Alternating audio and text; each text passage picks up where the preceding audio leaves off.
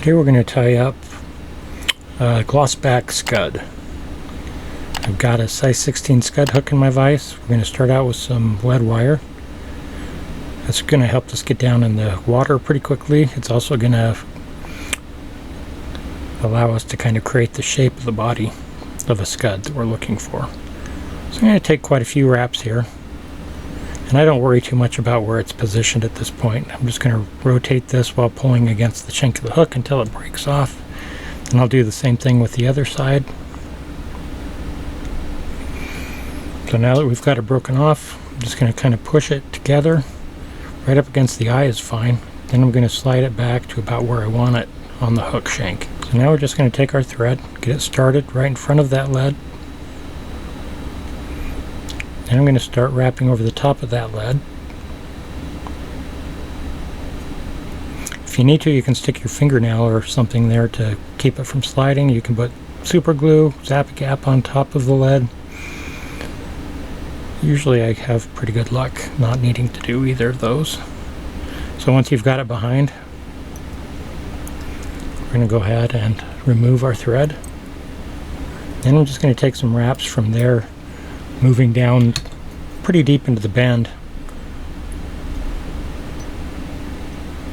to where we want the body of this to end. I don't know that it's an abdomen because I think that a scud is all abdomen. We'll just leave our thread right there behind the lead. So next we're going to just take the tip of a Hungarian Partridge feather here, and we're going to use that for the antenna. So they're going to stick down around the bend of the hook here. Sometimes it's a bit of a challenge to hold that in place, especially the smaller your hook goes. And this by no means is a small hook. A size 16 is not small. And these are going to be the antennas. So this is going to be a fly that actually is backwards, meaning that the back end here is actually the front. So go ahead, got that tied in nice and secure. I'll come on in with my scissors and clip off the excess. So now I'm just going to take a piece of thin skin. This is just a mottled colored thin skin. It's shinier on one side, so I want to make sure the dull side is facing up as I tie this in, and you can see I've got it cut to a taper or a point here. I'm going to go ahead and get that secured. We want this on top of the shank of our hook. So I'm going to secure that down. Start building up a little bit in front of the lead here. Then I'm going to come back down, and here's where I want to really pay attention to keeping that centered on the top of the hook shank. I'm using GSP here, which allows me to really take some tight wraps here. This has got enough material on it that the bulk can build up really quickly.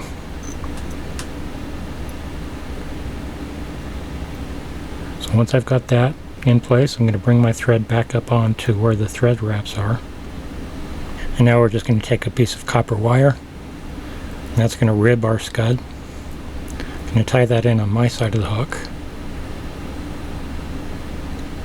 I'll go ahead and tie forward and just kind of clamp down that front end.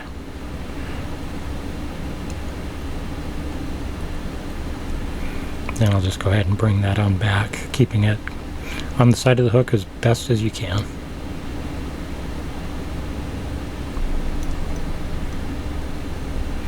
My thin skin, scud back. Actually, it's thin skin. It's trying to get away from me. And then we'll just take a couple of wraps forward. Now I'm going to dub this fly a little bit starting at the front, so a little bit backwards, but we're going to take kind of two coats. We're going to put an undercoat, and then we're going to come back forward towards the eye with kind of a dubbing loop.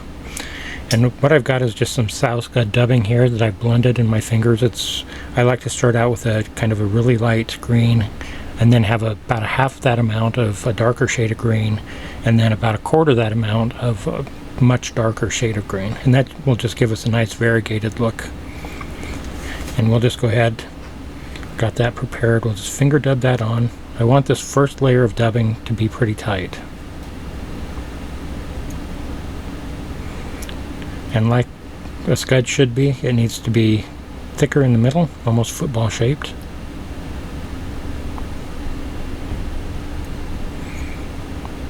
So go ahead and get that dubbing started, and then I'm going to reach in quite a bit here just so that I can keep a pretty tight profile on this. If you miss some spots, that's okay, because we're going to come back forward with another coat.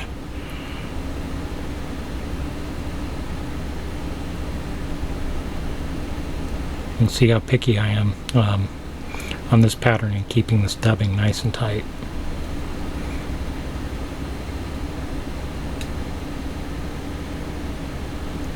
Give myself a little bit of extra thread.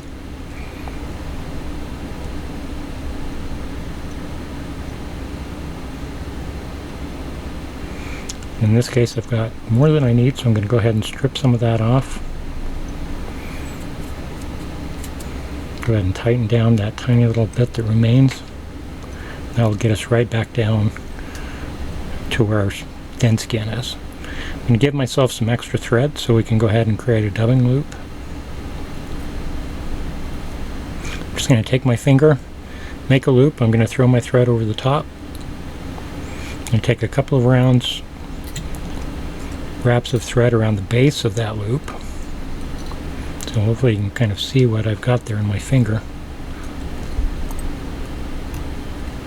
And I'm just going to take a couple of wraps just to make sure that that dubbing loop starts right at the base where I want it. And from here I can go ahead and take some wraps right up through that dubbing. I like to take open wraps. It's going to sink down in, but it's going to just help define a little bit of a ribbing on it.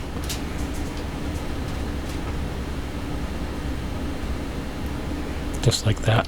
So I've just got another cloud of dubbing here, same kind of blend as we used before. I'm going to insert that into my dubbing loop.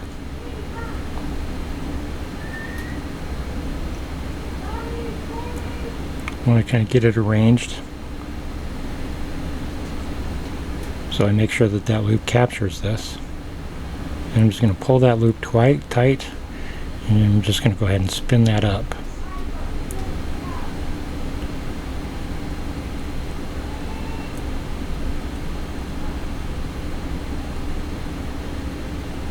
Once I've got that spun up, I'm going to go ahead and start taking wraps. You can see that this is going to be a bit pokier. I don't have a better word for it right now, but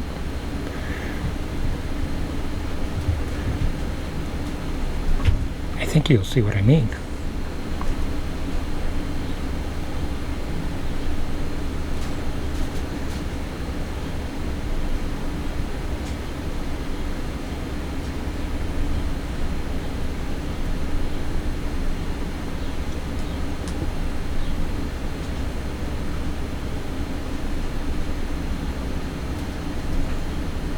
And take that down to about an eye length and a half behind the eye of the hook.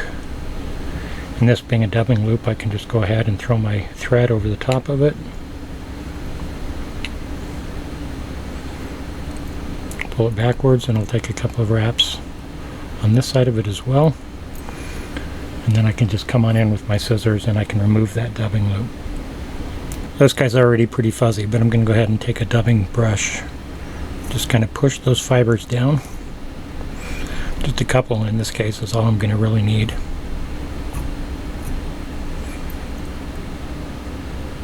And we'll trim some of those up. But for right now, that's going to do me fine. I'm going to grab my thin skin. I want to make sure it's centered over the top of the hook. I'll take my first wrap here. And I'm going to pull it kind of tight. Take a few wraps over the top of it. I'm going to pull it backwards and make sure a couple of wraps are on the hook shank. I'll go ahead and move that back. I'm going to go ahead and take a few more thread wraps. Just really locking that down good. We'll come in with our scissors. We'll cut off the balance here.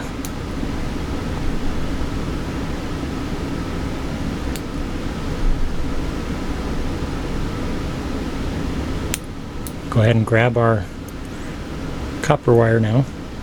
What I like to do with this is I take a wrap over the top of it without pulling it too tight, and then I pull it tight when I'm pulling it back towards myself. That'll just help keep that thin skin from sliding around on you. And if your legs are too long, you may have to some of them out. So again, just taking pretty even wraps, pulling it tight, bringing it back over the top.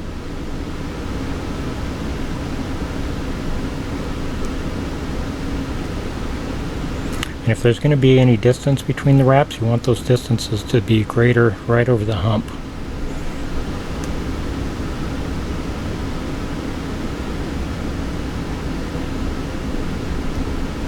You'll see that that thin skin just starts laying down nicely as you pull tight on this copper wire.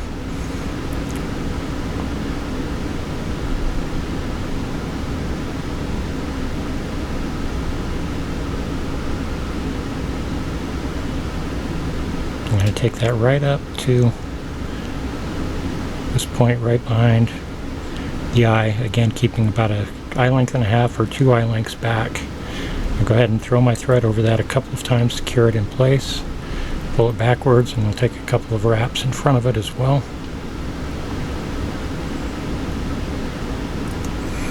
I'll just turn my vise a little bit sideways. We'll go ahead and helicopter that piece of wire off. So from here I'm just going to go ahead and brush out some of those fibers again. They're going to have gotten stuck a little bit when we put our thin skin down. So these are just going to be the legs that are going to stick underneath of our scud.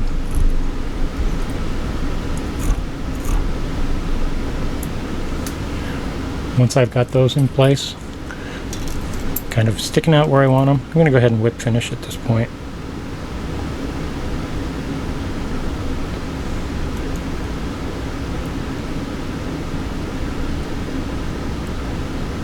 So when you whip finish, make sure that you take those first wraps right behind the eye, but then start moving backwards so you have a tapered head on this. Just like that. We'll grab our thread cutter and remove our thread. So at this point I'm going to go ahead and reposition my hook just a little bit. We're going to put a couple of coats of UV on this. You can see our little antenna sticking out the bottom.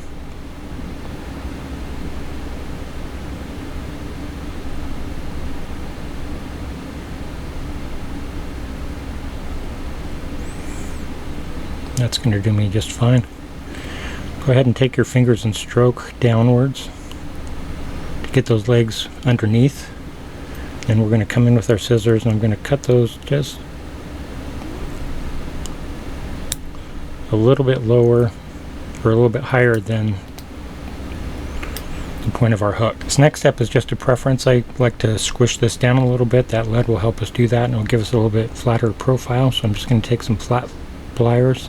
I'm not going to squeeze it too hard, just a little bit.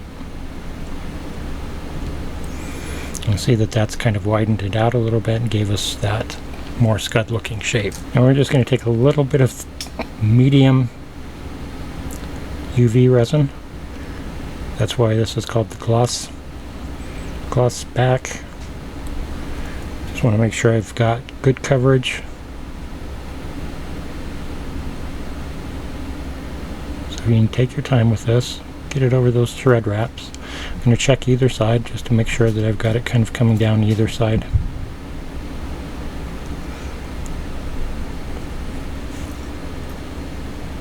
And we'll go ahead and hit it with our UV light.